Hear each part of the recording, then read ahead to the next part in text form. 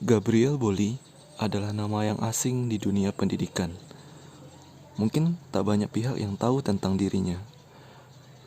Namun, pria asli Lembata, Flores, Nusa Tenggara Timur itu 34 tahun yang lalu, saat pertama kali masuk ke Sabah, telah merintis pendidikan untuk anak-anak Indonesia yang ada di ladang-ladang sawit di Sabah, Malaysia. Puncaknya, beliau menerima penghargaan dari Presiden Susilo Bambang Yudhoyono dan dari Kementerian Pendidikan pada tahun 2013 atas dedikasinya terhadap pendidikan anak-anak Indonesia yang ada di Sabah. Kali ini saya berkesempatan untuk sedikit berbincang dengan Bapak Gabriel Boli. Untuk itu, mari sama-sama kita simak perjalanan Bapak Gabriel Boli dalam merintis sekolah untuk anak-anak pekerja migran Indonesia yang ada di Sabah, khususnya di daerah Nabawan.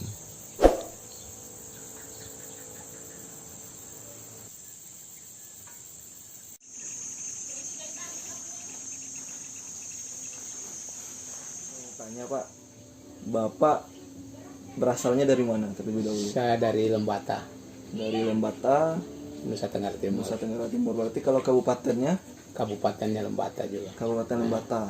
Pak datang ke Sabah ini tahun berapa pertama kali? Saya tahun 80-an, Tahun 80, 86 gitu. 86. Udah lama Iya, juga. 30 tahunan. iya, iya. Berarti awal datang ke sini tujuannya Saya datang pertama itu tujuannya untuk bekerja. kerja. Iya. Ya, bekerja. Jadi waktu itu saya bekerja di perkilangan pabrik papan. Iya. Pabrik papan. Kebetulan ya, puji Tuhan lah saya mendapatkan pekerjaan untuk sebagai dreba atau sopir dalam sebuah kilang untuk pengangkutan papan, untuk setiap muat di kendaraan besar itu. Jadi saya bagian di ekspor lah, ekspor ke luar negara. Jadi perjalanan saya bekerja di kilang itu hampir ya sampai masa bujang lah itu. Bujang. Nah, ya, Jadi dan belum belum punya istri. menikah dengan ibu ya. Setelah itu baru kembali ke Lembata. Oh, sempat balik. Balik lagi. Balik ya.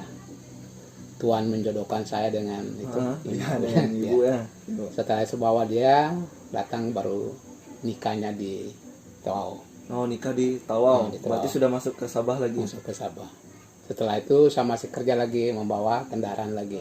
Ini kan ya, kayak ya permasalahan mungkin ya, dari dulu sampai sekarang itu kan dokumen. Waktu pertama kali Pak datang itu Dokumen berdokumen resmi. Dokumen resmi dan sampai sekarang. Sampai sekarang, alhamdulillah. Karena saya takut penjara. Takutnya. Iya. Iya kan banyak kan kasus. Iya. Walaupun ini kan. Ya saya bekerja dari kilang ke kilang. Ya tidak punya pendirian lah, main Pindah-pindah. ya pindah-pindah cari kelebihan lah, cari gaji yang cukup lumayan. Setelah itu saya mulai masuk di tempat ini tahun 96 Di kampung kilang ini, di kilang. di Kilang Di kilang daerah Nabawan. Nabawan sini Pak ya. Itu kebetulan saya dipinjam dari Tenom, meminjam dari Tenom? ya pinjam untuk muat papan di sini. Jadi saya datang di sini hanya 1 minggu, kembali ke Tenom lagi. Setelah itu majikan panggil saya balik, masuk di sini dan tetap sampai sekarang. Sampai sekarang Jadi saya sini, mulai di ya, Nabawan sini ya. saya bekerja di kilang sini dan sambil melayani umat lah. Berarti mulai aktif Pak di gereja. Di gereja. Saya mulai cari jalan untuk menebarkan kabar baik lah tentang keagamaan Katolik. Saya masuk ke rumah dan waktu itu saya pun dengan was-was karena mereka masih memegang budaya yang Mereka belum punya agama. Katolik, belum Katolik. masuk agama begitu ya Pak ya. Jadi ketika saya itu jalan kaki dari sini ke kampung-kampung mencari mereka, baik guru-guru, mulai mengajar mereka dan mulai dibaptis. Jadi saya mulai aktif di gereja itu mulai tahun 1999 itu saya mulai dipanggil saya untuk terlibat dalam pelayanan gereja. Jadi saya mulai aktif dalam gereja dan saya mulai merangkul anak-anak migran itu, anak-anak TKI itu, karena mulai tahun 2000 itu anak-anak TKI itu tidak dibenarkan untuk mengikuti pendidikan di sekolah Malaysia. Ya, karena jadi mereka terlantar. tidak ada pendidikan iya. ya Pak ya. Jadi saya hari Minggu itu ibadatnya jam 9. Ibadah jam 9. Nah, jam 8 itu saya sudah sekolah mingguan. Oh berarti sekolah dulu. Nah, sekolah dulu baru lanjut ibadah. Iya, iya. Jadi mulai tahun 2000 itu saya mulai di gereja itu istilahnya sekolah minggu. Berarti tiap hari minggu saja. Hari Minggu saja. Hari Minggu saja. Mulai dari situ perjalanan, mulai anak-anak mulai banyak yang tidak tahu membaca menulis lagi. Akhirnya mulai tahun 2002 itu kami mulai bergerak untuk itu Pak sendiri saja yang ngajar. Saya sendiri mulai bergerak sudah sekolah di dalam gereja. Setelah itu baru 2004 baru mulai secara resmi saya ke Nunukan untuk bergabung dengan Paroki Santo Gabriel di Nunukan. Akhirnya para pihak gereja di Nunukan juga mulai keprihatinan dan mereka suruhlah, kamu buatlah, nanti kami yang dari belakang. Oh berarti awal sekolah ini ada bantuan dari gereja dari di gereja Nunukan tentang buku-buku dari kirim mereka juga. Jadi ketika mulai 2004 itu kami mulai bergerak sudah. Anak-anak Islam, anak-anak Katolik semuanya memakai dalam ruangan gereja. Iya. Berarti ini ya Pak ya, walaupun ibaratnya ya berbeda agama, mungkin kampung asal juga beda karena di sini ada Sulawesi juga kan. Iya. Nah, tapi tetap ini karena pendidikan. Iya. Jadi kami terpaksa di dalam ruangan gereja itu untuk mulai menjalankan pendidikan. Ketika itu saya keluar ke Nunukan mengambil buku kurikulum karena mulai awal 2004 itu kita pakai kurikulum Indonesia. Oh, berarti sebelumnya fokusnya hanya membaca menulis. Nah, mulai 2004 itu semua mata pelajaran kita mulai terbatas. Ya. Itu 2004 itu Pak masih sendiri atau masih ada yang bantu? Saya sendiri dulu, baru dibantu dengan Pak Fendi. Oh Pak Fendi ya. Pak Fendi yang pertama kali masuk itu ya. Jadi setelah itu saya mau pergi mengambil buku di Nunukan. Sampai di imigrasi waktu itu saya kena tahan. Oh, kena tahan. Jadi buku-buku semua tertahan di sana. Nah, terpaksa tertahan karena tidak ada surat izinan. Nah, tidak ada surat izinan untuk ke pengantaran buku masuk ke sini. Gitu. Tapi kalau paspor ininya masih hidup. Paspor masih hidup. Jadi saya 2 hari di Tuau menunggu keputusan. Saya minta bantuan dari Bapak Uskup Keningau untuk membuat satu surat. Berarti sudah ada bantuan juga dari gereja di Keningau sini. Untuk melepaskan buku semua. Lepas itu 2 hari kemudian baru saya akan kembali ke sini bawa buku masuk. Jadi mulai kita berjalan dari 2004. Setelah itu saya mulai membuat surat laporan kepada pihak pemerintah Nabawan di Wabinya dan pihak konsulat Indonesia. Jadi saya baru Pak bagi tahu kalau kita sudah ada sekolah. Jadi ketika itu jaringan sini tiada. Belum ada. Jadi saya ke konsul, waktu itu Pak Didik masih ada, Pak Eko, konsul lama. Saya membuat laporan, mereka terkejut. Oh ini Bapak mau minta anak sekolah di Malaysia? Tidak. Ini surat laporan dari saya, kami sudah mulai dengan pendidikan sekolah Indonesia. Mereka terkejut, kenapa bisa begitu? Kenapa tiba-tiba? Kenapa bagaimana cara Pak membuat sekolah Indonesia gitu Pak ya? Jadi panggil saya masuk wawancara, mereka lebih suka cerita lebih lama lagi, ceritakan begitu, bagaimana perjalanannya, ada dukungan dari pemerintah Nabawan atau tidak? Sudah ada dukungan, sudah ada semua. izin dari pemerintah setempat gitu ya. Cerita kemudian saya mau kembali, Pak Didik, Pak Gabriel naik ke atas dulu untuk ambil uang perjalanan di bandara. Ketika itu kasih saya 300 ada apresiasi lah gitu ya dari KJRI. Setelah saya kembali ke sini 1 minggu kemudian mulai ada kontak dari konsul. Pak Didik mulai antar buku datang. Sudah ada bantuan dari konsulat, buku datang ke sini. Ya. Jadi buku datang, kami waktu itu jemput dari sini tuh pakai suling tradisi Flores punya itu. Pakai dibuat acara begitu ya Pak ya, sambutan begitu. Setelah itu mulai, pokoknya seluruh sahabat ini kan kita baru di sini, baru mulai dari yang secara resmi itu dari sini. sekolah migran Fransisco resmi dari pihak gereja dan pihak pemerintah. Kita tidak sembunyi-sembunyi lagi. Awalnya diam-diam Iya. hanya di Ya, gereja. jadi ketika kita Sekarang mulai sudah terbuka. berjalan, waktu itu siswa pertama itu Ima ini, anak saya yang pertama anak Pak ini, sendiri kan. mereka itu baru 15 orang pertama Itu masih di gereja. di gereja. Masih di gereja, tapi sudah Sudah resmi. ada pengakuan Ya, dari dari- perwakilan Indonesia di sini. Jadi waktu lagi. Ya, juga ini. Jadi setelah mulai perjalanan itu masyarakat juga masih ada ketakutan. Jangan sampai kita kena tangkap karena ini sekolah Indonesia di luar negara. Iya, iya. Saya katakan bahwa biarlah apapun yang terjadi, kalau ada apa-apapun bukan kamu, paling saya yang duluan. Saya tanggung jawab gitu Saya ya. tanggung jawab. Saya bisa masuk penjara pun bisa. Tidak lama kami mengundang uskup dari Indonesia, Bapak Uskup Justinus Harjo Susanto dari Keuskupan Tanjung Selor. Dia masuk Oh, dari Flores. dari Tanjung Selor sini dari Selor. Kalimantan. Oh, Kalimantan. Jadi dia kan orang Jawa. Dari orang. Jadi dia masuk pertama itu tentang pendidikan di sini. Dia ketemu konsulat di Tuao, konsulat di Kota Kinabalu dan Keuskupan Kota Kinabalu dan Keningau. Makanya sudah ada campur tangan Iya. pemerintah, Pemerintah dan gereja gereja. juga ya. Gereja dari Indonesia Ya, dan gereja gereja sini. dari asli Sabah gitu ya.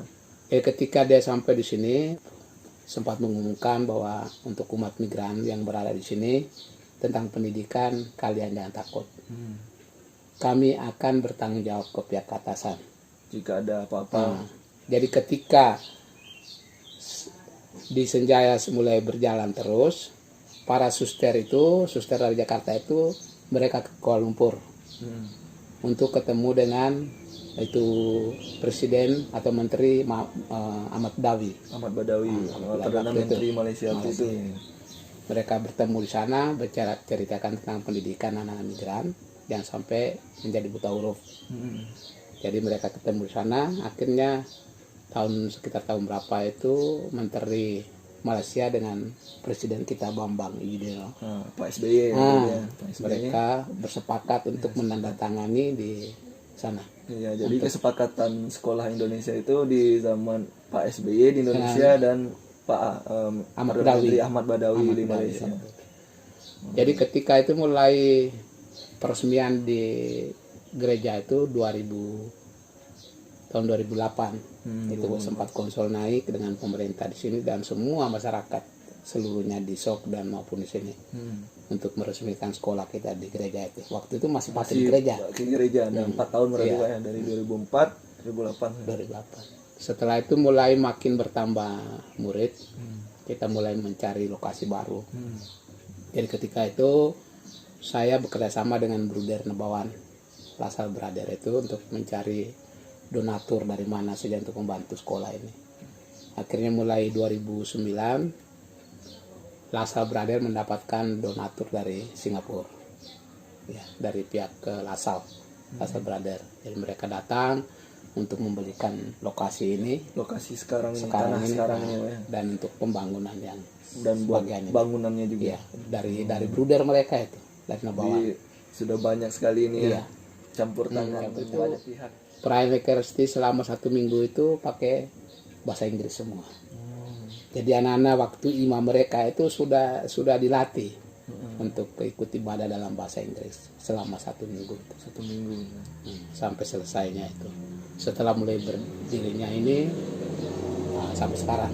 Sampai sekarang sudah pakai gedung yang sekarang ya Pak ya. Jadi waktu 2004 Gedung ini tahun berapa Pak? Mulai dibangun 2009. 2009 baru dibangun.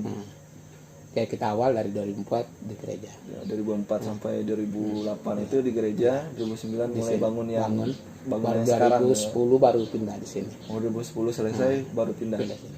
Jadi waktu perjalanan Pak Dadang mereka mulai masuk, waktu peresmian di gereja itu kan Pak Konsulat sempat mengumumkan bahwa pihak pemerintah Indonesia akan merencanakan mendirikan sekolah Indonesia Kota Kinabalu. Pusat kita, Pusatnya. sekolah Indonesia. Itu ya setelah diumumkan baru mulai pemerintah menyewakan gedung lama di Alam Mesra. Iya, iya. Nah, itu untuk tahap pertama lah 2008 ke 2009 itu Sekolah Indonesia Kota Kinabalu. Berarti itu sudah ada perhatian ya Pak ya? Iya. Terhadap sekolah yang di Nabawan Di ini. Nabawan. Mulai pada Adang masuk, hampir setiap minggu mereka datang ke sini. Pada Adang juga datang, pihak konsulat juga datang, dan jaringan waktu itu sama sekali tiada. Masih belum ada Belum jaringan ada. ini ya? Ya. Kalau kita mau main telepon harus mau naik bukit dulu. Naik bukit, cari. Kalau saya itu sampai di Keningau baru buka handphone itu baru SMS, telepon dari konsulat, dari Padadang. Berarti harus pergi ke Keningau dulu Ya, ya? harus ke Keningau dulu. Dari sini ke Keningau itu ada sekitar 2 jam. 2 jam. Jadi itulah Pak, perjalanan pendidikan di Sabah itu memang awalnya harus bekerja keras, ya, pengorbanan, dan yang paling pertama yang kita hadapi pertama itu tantangan. Karena tidak mudah ya Pak ya membuat sekolah Indonesia di negara orang. Ya. Jadi, Apalagi kebanyakan warga kita itu tidak ada dokumen resmi. Nah itu PR yang sampai sekarang ini. jadi tantangan itu banyak sekali untuk itu. Menjelang satu minggu saya keluar di Metro TV berhadapan dengan Pak Presiden kita itu Bambang Yudhoyono. Ya. Jadi sempat diwawancara di sini, mereka kembali dan saya keluar di TV itu. Dia pernah katanya Pak pernah diundang juga ke Istana Negara. Waktu itu 2013. 2013 saya sementara balai campuran untuk bentang lantai di sebelah itu.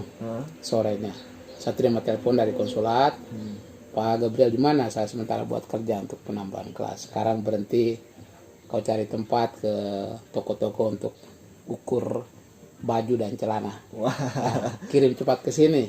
Untuk apa Bapak? Ukur saja, Bapak ada surat undangan dari Presiden ke Jakarta.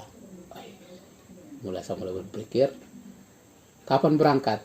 Tanggal 12 bulan Agustus 2013. Jadi waktu itu saya sama Ibu Bibi sebagai sebagai perintis pertama. Jadi kami 2 jalan sampai di Kota Kinabalu, mulai berangkat ke Jakarta. Waktu itu saat itu takut ya, penuh ketakutan. Nah, kita ini orang-orang sederhana, kenapa sampai begini? Langsung ke istana Sampai negara. Di konsulat Padadang juga sempat menunggu saya. Padadang, kenapa tidak pilih guru-guru lain ke sana? Kalau bukan Bapak, saya tidak ada di sini. Kalau bukan Bapak bukan ini yang perintis sekolah Indonesia. Bapak yang merintis, maka saya datang. Jadi inilah hadiah untuk Bapak ke Jakarta, ke istana. Silakan menikmati. Jadi kami jalan berangkat dari Kota Kinabalu ke Kuala Lumpur ke Jakarta. Kami sampai di Jakarta, di hotel saya itu kami dikumpulkan jumlahnya. Di Grand Sahid. Grand Sahid kami semua berjumlah 900 lebih. Guru-guru Indonesia. Saya dan 2 dari luar negara. 2 saja yang dari Sabah ini. Dari Malaysia. Jadi ketika sampai di sana, mulai isi data semua, kumpulkan ijazah semua. Saya kasih tahu pada Ibu Bibi, kamu lihat itu dalam data kehadiran itu banyak SPD semua, sarjana pendidikan ya. Sarjana semua guru-guru ini semua gitu ya. Jadi jadi Bapak bagaimana? Kita kosong. Tuhan tahu. Jadi waktu itu kalau tulis nama saja, ada titel-titel di belakang. Waktu malam peresmian pertama, kata sambutan dari Menteri Muhammad Nuh. Ya, Bapak Muhammad Nuh, Menteri Pendidikan zaman SBY waktu itu. Dari antara peserta 900 lebih ini, banyak mempunyai jasa yang tinggi-tinggi semua. Ini 900 orang ini punya andil lah. Ya. Punya jasa di bidang pendidikan di seluruh Indonesia gitu Pak ya. Tetapi ada yang tidak punya ijazah. Tapi itu sangat-sangat kami hargai karena itu adalah dari alam. Kami langsung terduduk semua dari alam, dan itu tidak bisa dilawan karena itu alam punya mau. Jadi itu memang banyak ijazah itu kertas, tetapi belum tentu untuk melaksanakan semua. Tapi ada orang yang tidak punya ijazah, tidak lengkap, tapi dia melaksanakan lebih banyak. Nah, itu 15 itu kami masuk di istana, dalam istana itu. Jadi 15 Agustus berarti sampai 17 Sampai kami sana. 17 ikut Ikut, upacara, ya. Pak? Wah, Tanggal 20 baru kembali. keren ya. Ya, sudah ikut upacara Di istana. Istana Negara. Iya, Wah. istana negara. Kami dulu 17. Berarti ini Pak, guru-guru yang sudah didatangkan baru dari Indonesia tahap itu sudah pertama. ada. Oh, baru tahap pertama Ibu itu ya, Pak, ya? Faima, Ibu Faima mereka. Baru tahap pertama. Berarti sudah ada mulai guru yang dikirim dari iya. Indonesia gitu ya Pak ya. Jadi waktu sampai sana kan malam mulai buat laporan kan, pengeluaran dari kami dari Malaysia sangat terbatas dengan Guru, guru-guru. tenaga Kita- guru ya, gitu ya Pak. ya kita minta bantuan dari pemerintah. Akhirnya sampai sekarang setiap tahun dikirim terus. Tahun ada dikirim. Jadi itulah Bapak tahun ada dikirim. untuk tamu khusus. Tapi kenapa kita masyarakat yang orangnya tidak layak, sederhana, kita bisa masuk duduk di kursi istana itu memang sangat luar biasa. Ya, Sesuai lah dengan ini ya, perjuangan Pak Iya, dari awal juga iya. kan. Dan guru-guru Iya. perintis lainnya. Iya. Bu Bibi. Ibu Bibi, Ibu saya dan Vero. Ibu Vero. Jadi itulah mulai dari kami yang pertama kali itu, kadang-kadang kita mengajar juga tidak pikir upah lah. Upah berapa sebesar itu kita tidak pikir. Dari 2004 sampai sekarang lah sudah biasa. Tidak pikir apapun upahmu berapa. Karena Apa masalah pendidikan ini sangat penting sangat juga ya. penting. Jadi itulah kita tidak terlepas dengan anak-anak TKI yang berada di sini. Jadi ketika kita semakin masuk ke pedalaman, kita masih banyak lihat anak-anak yang masih banyak terlantar. Masih banyak Ya. yang belum sekolah. Ya, belum sekolah. Jadi penuh keterbatasan. Jadi kita bersyukurlah dari perjalanan dari 2004 itu kita ngajar itu kita pakai kapur pakai tulis. kapur tulis. Masih kapur tulis. Jadi kita tidak perlu dengan komputer dan sebagainya. Nah, mungkin mulai pengiriman tahap pertama guru-guru dari Indonesia baru ada dana BOS peruntukan untuk sekolah. Jadi memang itulah pertama itu perjuangan dalam berbagai masalah, dalam suka dan duka, ya banyak tantangan, tetapi saya bersyukur bahwa kita masih ada. Nah, dan sekolah semakin banyak yang berada Sampai di sekarang Malaysia. anak-anak itu semakin banyak. Ya, Sekarang ya. di sini ada SD dengan SMP SMP. gereja itu tetap mengajak anak-anak jangan sampai putus di SMP. Jadi kita tetap buka SMA.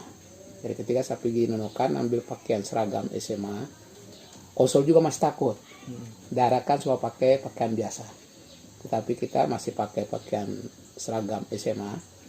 Dan waktu itu kan mereka masih bingung kemana anak nanti. Setelah SMP dan SMA yang berada di Francisco Jacinta itu apakah jelas atau tidak? Iya. Karena dari izinnya hanya sampai SMP, saja SMP. Pak ya. Tapi Tapi itu SMA di SIKK sudah ada. Soalnya karena jarak Ya, juga, Pak, jarak, jarak dan biaya tentunya Ya, orang biaya. tua pun pikir-pikir mau Ya. antar anak ke KK kan di Kota Kinabalu. Jadi ketika kita jalankan 2 tahun itu guru-guru yang kiriman dari Indonesia, guru Bina juga, Panggo, Ibu Tina mereka juga bingung. Nanti anaknya ini macam mana? Kemana selanjutnya? Kemana? Dan surat pindahnya bagaimana? Kalau mereka mau pulang. Jadi waktu saya umumkan sama orang tua yang anaknya sudah SMA, jangan kamu takut. Tentang surat pindah apa semua itu manusia yang buat. Kalau surat ke Tuhan Allah mungkin kita tidak mampu. Tapi kalau untuk manusia sama manusia bisa.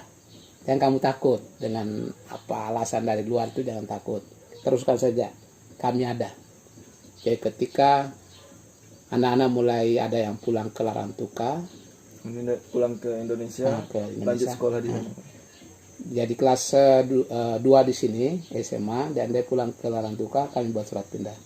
Sampai sana diterima dengan baik.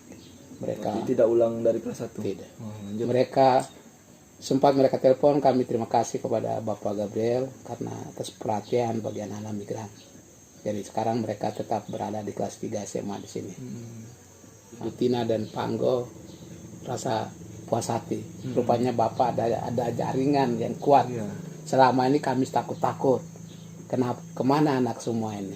Rupanya Bapak ada jaringan di sana. Syukurlah anak-anak tidak terlantar. Jadi ketika saya antar ke sana mereka disiapkan 9 bulan dan mulai ikut ujian nasional. Dan kita juga membawa nama baik di Flat Sekolah Sinta karena mereka pertama kali 2 anak dari sini memecahkan rekor pertama di Kabupaten Okan dalam bahasa Jerman, membawa juara di sana. Jadi itulah satu-satunya kita asuh di sini, bukan kita di sini nilai bahwa sekolahnya ini begitu-begitu saja. Tapi nanti di sanalah yang akan menilai. Nah, Betul, Pak. jadi yang lain itu ada beberapa anak itu sekarang ada berada di Jakarta untuk sedang kuliah. Ada yang sampai Sudah kuliah. lulusan dari Sini, awal dari sini, Pak, ya. Iya. Hanya dari sekolah yang awalnya belum diakui, Iya. ya di gereja saja gitu ya, Pak ya. Penuh keterbatasan, komputernya juga tidak ada. Dulu belum ada Iya. buku-buku yang seperti sekarang ini, belum ada komputer apa semua. Tapi syukurlah. Jadi itulah Bapak harapan kami, pesan dari saya sebagai perintis di Sabah. Mudah-mudahan pengiriman guru-guru dari pemerintah itu tidak akan putus. Tidak putus ya. Seperti Pak Fajri mereka ini, kami bersyukur sekali ya dengan kehadiran Bapak mereka. Setiap tahun dikirim dari pemerintah itu bisa dapat membantu dan bisa dapat anak-anak bisa berjalan dengan baik. Sekolah juga tidak akan begitu saja. Ada punya mutu. Guru-guru itu ya penting juga, Iya, Pak. iya. Apalagi setiap tahun ya anak-anak Iya. bertambah terus. Iya. Jadi memang guru-guru lokal yang seperti kami ini, walaupun kami punya profesi tidak sampai di situ, nah, bukan jurusan pendidikan, tapi ya saya juga bersyukur bahwa mungkin satu talenta karunia yang diberikan dari Tuhan itu kan. Karena kemauan Iya. peduli terhadap peduli. pendidikan tadi itu kan yang membuat Iya. Pak Gabriel walaupun bukan dari sarjana pendidikan begitu, tapi Iya. mengajar itu sebenarnya memang tidak harus ini, Pak. Memang tidak harus dari sarjana pendidikan, karena kita manusia itu ya kan harus mengajarkan juga ke yang lain. Jadi itulah memang panggilan manusia itu, memang kita tidak tahu ya. Kadang-kadang Tuhan lah yang mengejutkan kita semua. Dia masih memakai kita sebagai alatnya untuk banyak orang. Jadi ini Pak, kalau sekarang yang menjadi kendala yang Bapak rasakan apa? Yang sekarang untuk pendidikan setelah ada campur tangan pemerintah, guru-guru sudah dikirimkan, yang masih menjadi kendala yang Bapak rasa? Kalau sekarang kalau mulai campur tangan dari pemerintah itu kan memang cukup bagus lah dari segi operasional sekolah, dana bos dan sebagainya. Dan saya juga ada perhatian sedikit dari pemerintah itu sejak 2011 itu ada dana insentif untuk guru-guru lokal. Tetapi kadang-kadang datang tidak menjadi kendala itu. Jadi masih ada ibaratnya ya. Jadi ketika ada datangnya dengan dana insentif, ya syukurlah untuk bisa dapat membantu membayar dokumentasi paspor. Tapi saya lebih kuat itu ada ajakan dari bruder mereka, khususnya dari bruder Ignatius dari Surabaya. Kami dulu di Pokol 5, dia mengatakan, Pak Gabriel, kita punya talenta itu di pendidikan sudah, tapi jangan harap dengan itu yuran-yuran segala macam, tapi kita berusaha untuk bekerja. Jadi waktu itu dia ajak saya menanam sayur, menanam tomat di sinilah di ujung pada lapangan bola ini. Jadi itu ya kita bekerja saja. Jadi kalau rezeki itu ya nanti Tuhan lah yang waktu itu dia dari manapun gitu ya. Dia bawakan saya bibit buah tomat itu 2, suruh saya semaikan di sini. Pak Gabriel, semaikan ini dan sementara berdoa. Minta campur tangan Tuhan. Kamu akan mengalami rezeki datang itu kita tidak tahu. Akan ada datang. Ya, saya sudah rasakan, Bapak. Jadi ketika itu kita mengajar tidak perlu terlalu bergantung pada honor, tetapi kita juga berusaha. Jadi ketika saya mulai menanam sayur, menanam apa semua itu, rupanya rezeki itu mengalir untuk kehidupan setiap hari. Yang penting Dan sampai ikhlas sekarang. gitu ya Pak ya, ikhlas Iya. mengajar, Iya. ikhlas juga berusaha di luar Ya. kegiatan mengajar gitu. Jadi saya itu lebih pesan dari pihak gereja, jangan terlalu menuntut upah. Ya. Kita berusaha lah, karena sedangkan burung gagak juga tidak punya pekerjaan, tidak punya lumbung, dia masih hidup. Tuhan masih memelihara, apalagi manusia. Jadi saya berpegang teguh pada itu. Ya. Akhirnya sampai sekarang kita juga seperti saat ini kita mengalami tantangan yang besar, tapi kita juga ada kekuatan. Ya. Kita masih hidup dan kita juga harapkan supaya wabah ini cepat selesai supaya kita bisa dapat semoga ini kembali wabah sekolah. corona ini Ya. cepat berlalu, karena sudah Supaya- mau 2 bulan ya. kita tidak Ya. aktif di sekolahnya. Ya itulah, mau ibarat kata apa sekarang home learning Ya. dengan keterbatasan anak-anak di sini, mau handphonenya, sinyalnya ya terbatas semua.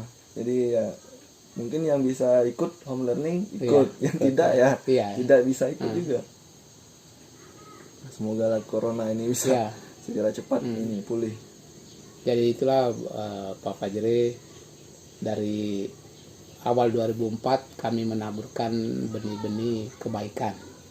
Ternyata ada juga yang sudah berhasil, seperti anak saya Ima sendiri juga. Pasti kita akan menilai, walaupun belum selesainya dalam pendidikan, baru jenjang SMA, tapi Sudah bisa melakukan.